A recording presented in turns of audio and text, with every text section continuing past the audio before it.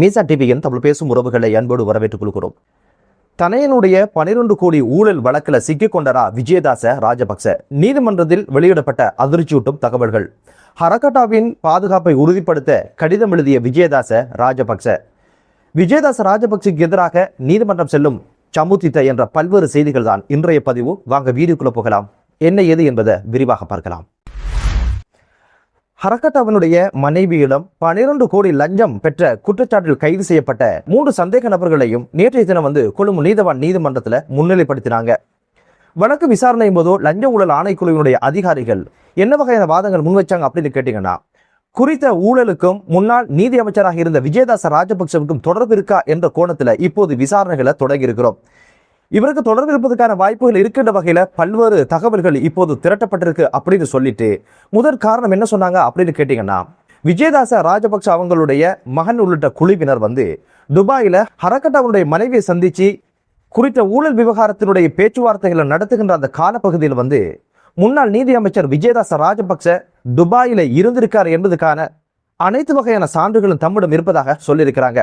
குறித்த குழு அங்கு பேச்சுவார்த்தைக்காக சென்ற காலப்பகுதி என்ன அப்படின்னு பாத்தீங்கன்னா, 2023 மார்ச் மாதம் 21 தொடக்கம் 28 வரையிலான காலப்பகுதியில் அங்கு தங்கி இருந்தாங்க. அதே காலப்பகுதியில முன்னாள் நீதி அமைச்சர் விஜயதாச ராஜபக்ச அந்த காலப்பகுதியில் அங்கு இருந்திருக்கிறார் என்பதற்கான அனைத்து சான்றுகளும் இருப்பதாகவும் அந்த ஆவணங்களை நீதிமன்றத்தில் முன்னிலைப்படுத்தினாங்க.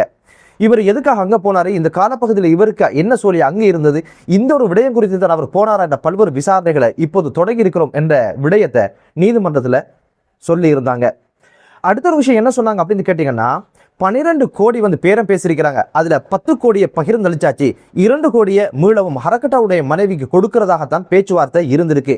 குறித்த பணத்தை நுகேகுட நாவல வீதியில் இருக்கின்ற விஜிதா என்ற வீட்டுல வச்சுதான் இந்த பணம் ஹேபி என்ற நபருடைய நண்பரிடம் கையளிக்கப்பட்டிருக்கு.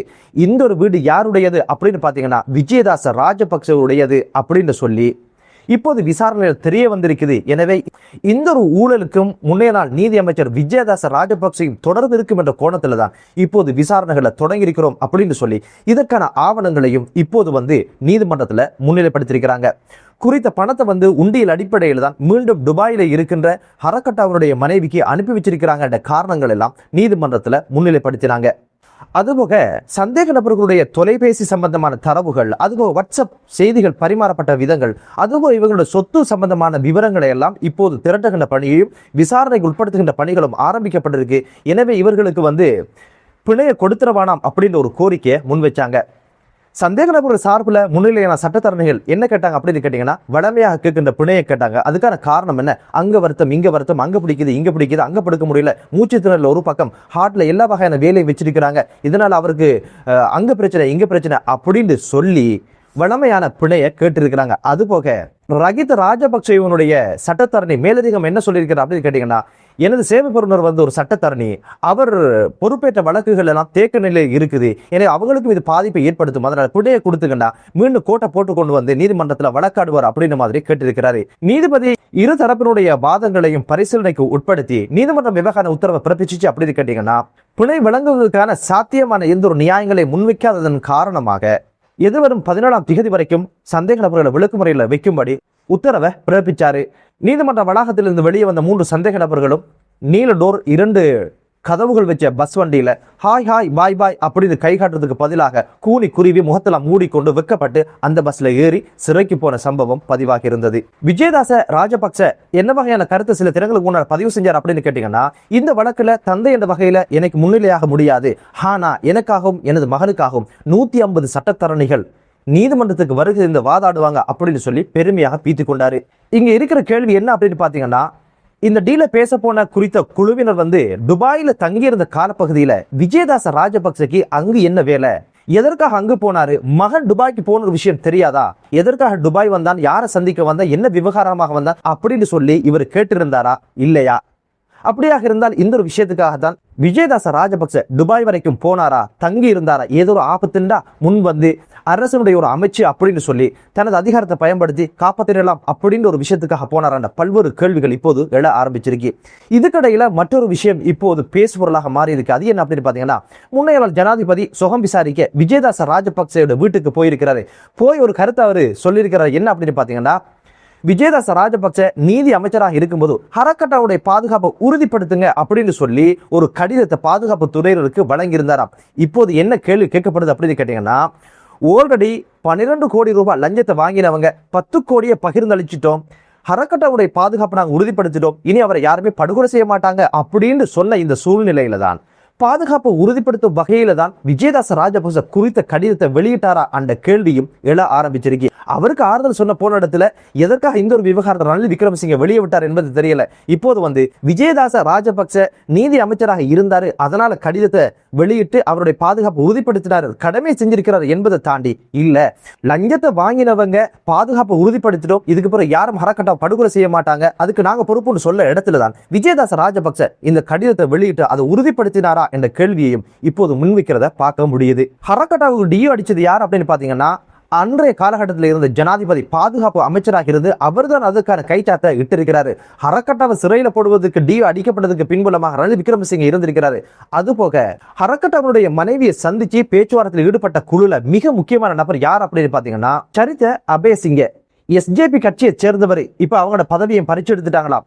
இவர் ஹரக்கட்டாவோட மனைவிட்டு சொன்ன ஒரு விஷயம் தான், மாக்கந்துர மதுஷ் படுகொலை செய்யப்பட்டது போல ஹரக்கட்டா படுகொலை செய்யப்படாம இருப்பதற்கான பாதுகாப்பை நாங்க வழங்குறோம், உத்தரவாதத்தை நாங்க வழங்குறோம் அப்படின்னு சொல்லி கேட்டிருக்கிறாரு. அதுக்காக 50 கோடி ரூபாய் பணமும் கேட்டிருக்காங்க. சரித் அபேசிங்க பெல்கனிக்கு போன் பண்ணியிருக்கிறாரு. ஒரு 10 நிமிஷம் போன் பண்ணிட்டு மீண்டும் ஹரக்கட்டாவோட மனைவிட்டு என்ன சொல்லியிருக்கிறாங்க அப்படின்னு கேட்டீங்கன்னா, ஹரக்கட்டாவுடைய உயிருக்கு பாதுகாப்பை தாரதுக்கும் படுகொலையிலிருந்து அவரை பாதுகாப்புக்கான வழிவகைகளை செஞ்சாச்சு, ஒரு மிக முக்கியமான ஒரு உயர் அதிகாரியோட பேசியாச்சு அப்படின்னு சொல்லிட்டு டீல் முடிவுக்கு வந்த 20 கோடியை எப்படி பகிர்ந்தளிக்க போறாங்க அப்படின்ற ஒரு விஷயத்தை ஹரக்கட்டாவோட மனைவிக்கு தெளிவுபடுத்தியிருக்கிறாரு. அதுல முதலாவது முன்னைய நாள் போலீஸ் அதிபராக இருந்த தேசபந்து தென்னக்கோனுக்கு 5 கோடி கொடுக்கணும். அதுபோக ரணில் விக்ரமசிங்க அவர்களுடைய செயலாளராக இருக்கின்ற சமன் ஏக்கநாயக்கு 5 கோடி கொடுக்கணும். ஆனா அவர் நேரடியால வாங்க மாட்டாரு, சாகர ரத்நாயக்கன் ஊடாகத்தான் அதை கொடுக்கணும் அப்படின்னு சொல்லியிருக்கிறாரு. 10 கோடிக்கு கணக்கை காட்டிட்டாரு.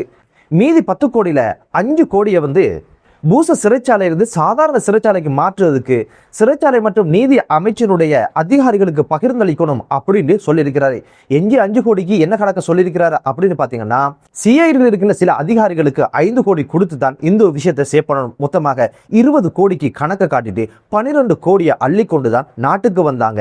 இந்த ஒரு விஷயம் பி அறிக்கையில குறிப்பிடப்பட்டிருக்கு. இறைவன் புண்ணியத்தால இப்போது எல்லா விஷயங்களும் வெளியே வழக்காக நீதிமன்றம் வரைக்கும் போயிருக்குது. கொஞ்சம் யோசிச்சு பாருங்களேன், ஜனாதிபதியுடைய செயலாளருக்கு 5 கோடி, மக்களை காக்கின்ற சட்டத்தை நடைமுறைப்படுத்துகின்ற சட்டம் ஒழுங்கை பாதுகாக்குகின்ற போலீஸ் அதிபராக இருந்தவர், அவருக்கு 5 கோடி. ஒட்டுமொத்தத்துல உயிரோடு இருக்கின்ற ஹரக்கட்டாக்கு விலை பேசி 12 கோடியை ஆட்டையை போட்டிருக்காங்க.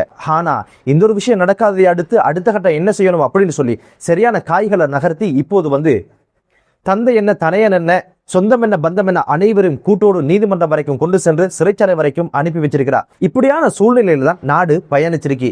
ஏதோ மக்கள் ஆணையினால ஒரு ஆட்சி மாற்றம் வந்ததுனால இந்த விடயங்கள் எல்லாம் நீதிமன்றம் வரைக்கும் அடுத்த கட்டமாக தண்டனை வாங்கி கொடுக்கின்ற ஒரு சூழ்நிலையை உருவாக்கி இருப்பது என்பது மக்கள் ஆணைக்கு கிடைத்த மிகப்பெரிய வெற்றியாகத்தான் மீசா டிவி பார்க்குது. எதிர்வரும் தினங்கள்ல பெரிய பெரிய புள்ளிகள், பெரும் அரசியல்வாதிகள், இதுக்கு பின்புலமாக இருந்தவங்க யாரு, கை நட்டி பணம் வாங்கினது யார் என்ற பல்வேறு திடுக்கிடும் விஷயங்கள் நிச்சயமாக வந்துவிடும். பொறுத்திருந்து பார்க்கலாம். மகனுடைய வழக்கு அப்படின்னு சொல்லி ரொம்ப கவலையுடன் சோகத்திலையும் இருக்கின்ற விஜயதாச ராஜபக்சேக்கு மற்றொரு இடி விழுந்திருக்கு. அது என்ன அப்படின்னு பாத்தீங்கன்னா, விஜயதாச ராஜபக்சேவுக்கு எதிராக இப்போது ஊடகவியலாளர் சமுத்தித்த இப்போது நீதிமன்றத்தை அணுகு போறதான செய்தி தான் நேற்றைய தினம் ஊடகங்கள்ல கவனத்தை ஈர்த்திருந்தது. எதற்காக சமுத்தித்த நீதிமன்றத்தை விஜயதாச ராஜபக்சேக்கு எதிராக நாட போறாரு அப்படின்னு கேட்டீங்கன்னா, இந்த ஒரு செய்தி குறித்து ஹரக்கட்டாவை காப்பாற்றுவதற்காக, ஹரக்கட்டாவை டிஓவிலிருந்து விலக்குவதற்காக ஹரக்கட்டாவுடைய மனைவியிடம் 20 கோடி ரூபாய் பணம் லஞ்சமாக பெற்றிருக்கிறாங்க, பேரை பேசியிருக்கிறாங்க அப்படின்ற ஒரு சங்கதியை முதன் முறையாக சமுத்திட்ட தனது யூடியூப் சேனலினூடாக கீர்த்தி ரத்நாயக்க என்ற ஒரு நபரோடு ஒரு நேர்காணல செஞ்சிருந்தாரு. இந்த ஒரு காணொலியில இந்த ஒரு நேர்காணல்ல யாரிடம் பணம் பெற்றாங்க, யார் யார் பெற்றாங்க, எத்தனை கோடி பெற்றாங்க பல்வேறு விஷயங்களை புட்டு புட்டாக சமுத்தித்த வச்சிருந்தாரு. உடனடியாக விஜயதாச ராஜபக்ச கங்கொடவில நீதிமன்றத்தை அணுகி உடனடியாக இந்த ஒரு நிகழ்ச்சி ஒளிபரப்பு செய்யப்படக்கூடாது, யூடியூப்ல பதிவேற்றம் செய்யப்படக்கூடாது என்பதற்கான தடை உத்தரவை உடனடியாக பெற்றுக்கொண்டது மட்டுமல்லாம, ஹரக்கட்டாவுடைய விவகாரம் நீதிமன்றத்தில் இடம்பெற்று வருவதனால இவருடைய இந்த கருத்துக்கள் நீதிமன்றத்தை அவமதிக்கிற மாதிரி ஆகி போச்சு அப்படின்னு சொல்லி அதுக்கு எதிராக ஒரு வழக்கையும் தாக்கல் செஞ்சு சமுத்திட்ட நீதிமன்றத்துல மன்னிப்பு கேட்ட சம்பவமும் பதிவாக இருந்து இப்போது வந்து அனைத்து உண்மைகளும் வெளிவந்து இப்போது வந்து நீதிமன்றம் வரைக்கும் சிறைச்சாலை வரைக்கும் இந்த ஒரு விஷயம் போனதன் காரணமாக சமுத்திட்ட இப்ப என்ன பண்ண போறாரு அப்படின்னு கேட்டீங்கன்னா நீதிமன்றத்தை நாடி இந்த ஒரு காணொளிக்கு விதிக்கப்பட்ட தடையை நீக்க கோரி இப்போது மனு தாக்கல் செய்வதற்கான தயாரில் இருக்கிறாரு. இப்போது வந்து இந்த ஒரு ஊழல் விவகாரத்தை இவருக்கு சம்பந்தம் இருக்கா என்ற ஒரு விசாரணையும் இப்போது வந்து லஞ்ச ஊழல் ஆணைக்குழுவினர் விசாரிக்க ஆரம்பிச்சிருக்காங்க. சிஐடியினரும் மற்றும் ஒரு விசாரணை ஆரம்பிச்சிருக்காங்க. அதுபோக ஊடகவியலாளர் சமுத்திர இவருக்கு எதிராக நீதிமன்றத்தை அணுகியிருக்கிறார் என்ற பல்வேறு செய்திகள் தான் இப்போது ஊடகங்கள கவனத்தை ஈர்த்திருந்தது. என்னதான் இருந்தாலும் இது குறித்த விசாரணையை துரிதப்படுத்தி இதோடு சம்பந்தப்பட்ட ஒவ்வொரு குற்றவாளிக்கும் தகுந்த தண்டனை கொடுத்து ஊழலுக்கான முற்றுப்புள்ளியை அரசு வைக்கணும் என்ற ஒரு வினயமான ஒரு வேண்டுதலோடு லஞ்சம் இல்லாத ஊழல் இல்லாத ஒரு தேசம் உருவாகட்டும் என்ற பிரார்த்தனையோடு மற்றொரு காணொளியிலே உங்கள் அனைவரையும் சந்திக்கும் வரை விடைபெறுகிறேன். நன்றி.